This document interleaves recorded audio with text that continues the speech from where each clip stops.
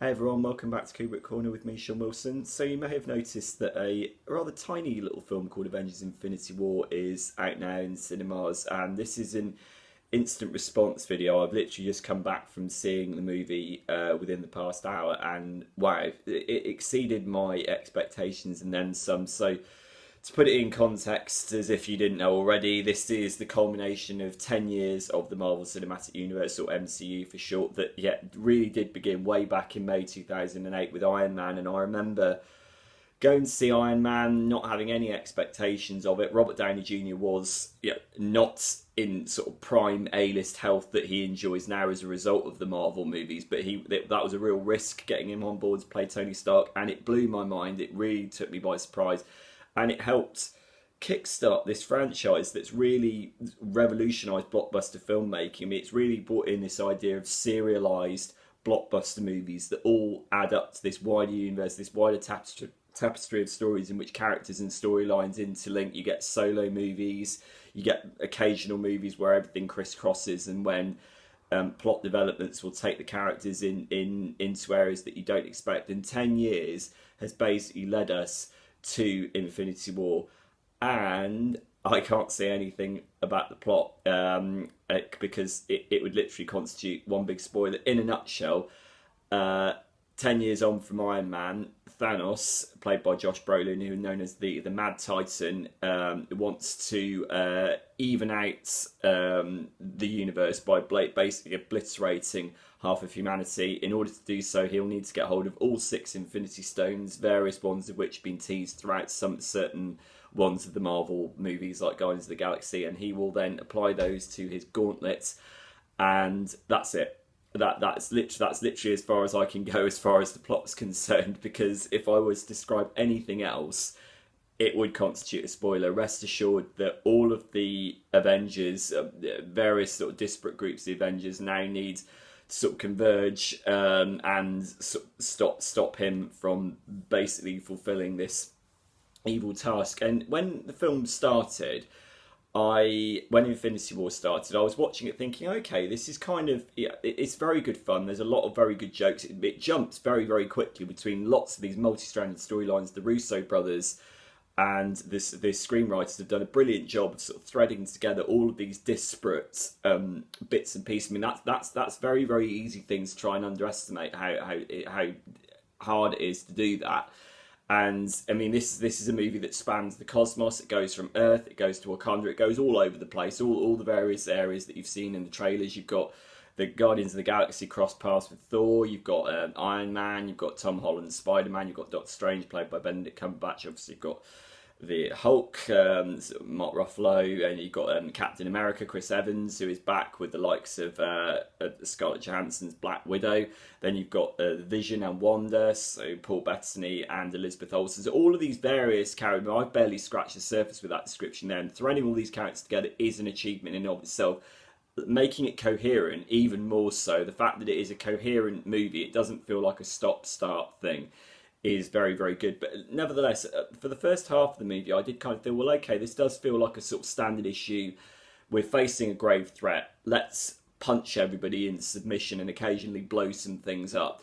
And, maybe the threat will be evaporated. Think of something like Avengers Age of Ultron, in which they constantly go on about how James Spader's Ultron is the deadliest villain they've faced so far. But the stakes only last as far as that film lasts. There isn't really any significant ramifications. But the thing is, where we've got to with this franchise now is we need to actually start feeling the danger. We need to start feeling that there is something very, very dangerous going on here. Simply punching everything won't do. There needs to be some sort of consequences to this. And clearly the Russos understand this. I mean, they've delivered 2 of the finest Marvel movies before, like Captain America the Winter Soldier and Captain America Civil War. I thought the Winter Soldier in particular was also very, very good in this area in terms of darkening the template of the Marvel movies and bringing more adult themes into it.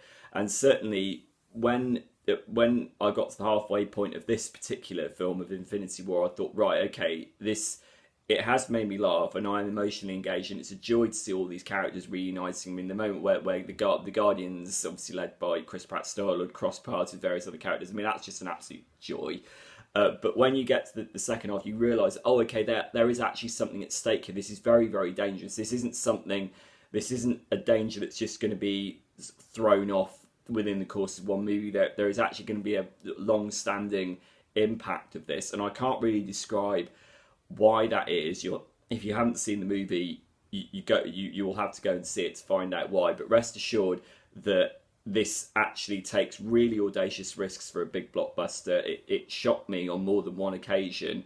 It was far more emotional than I was expecting it to be, particularly in the way, given the fact that we've had Black Panther just a few months ago, and I kind of figured, well, there's no way that this could come close to Black Panther, and indeed, it's not as good as Black Panther, but it's not far off, and I think that certainly there are emotional ramifications to what happens in Infinity War, and I think kudos to the filmmakers for actually daring to shock and upset the audience, because that's kind of where we are now. The Avengers are on a knife's edge as a result of their confrontation with Thanos, who is the deadliest baddie that they've faced so far. And also, I want to applaud the actual characterization of Thanos himself, because when we first saw him at the end of Avengers Assemble, he just looked like a pink marshmallow in body armor, and I thought, he doesn't look very scary. And obviously, you know, now we finally get to see him in his full glory finally.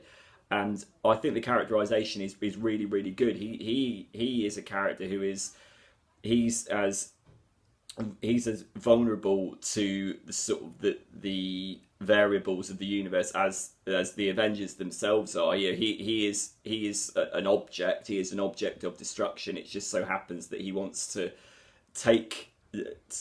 seize power in the most appalling way possible. But he's given this sort of philosophical side to him, which is very, very interesting, and he's very softly spoken. And there are several scenes between him and Gamora, played by Zoe Saldana, who gives her best performance in a Marvel movie so far, that are very, very emotional and very well done. And he's a much more interesting villain than I kind of expected, again, particularly in the wake of Black Panther's Killmonger, who was so brilliantly played by Michael B. Jordan. I kind of thought, well, there's no way that Thanos could possibly impress me now that Killmonger has completely revolutionised the Marvel baddie, but they've done a really, really good job with the Mad Titan in this. Yeah, I thought it was terrific. I think I need to mention Alan Silvestri's score. I'm a soundtrack geek anyway, and as soon as I heard that Alan Silvestri was returning to the Marvel fold after Captain America: The First Avenger and Avengers Assemble, which are two of my favourite scores in the series, I was absolutely delighted at that, and he really does deliver a really hefty emotional impact with this. There is a theme for Thanos that gains in stature over the course of the movie. As things get more and more dire, the music increases in its scope and it increases in its choral impact as well as its orchestral impact. And the score is really, really good. It's a really important filmmaking tool, as indeed are all the aspects of the production. This is a massive movie and it is genuinely awe-inspiring. There are genuine scenes where you realise this is what the big screen experience is all about. This is why I'm here. This is filling all aspects of the screen with laughs, with tears, with shocks, with more than a little bit of fear as well. Thanos is a genuinely intimidating baddie, and it is a culmination of 10 years worth of blockbuster filmmaking, and a brilliant culmination it is as well. So I was really impressed with it. I want to hear what you thought of the movie. Drop me a comment here at Kubrick Corner Film Reviews, and stay tuned for a spoilery discussion of the movie, which I won't have here, coming very soon. See you guys.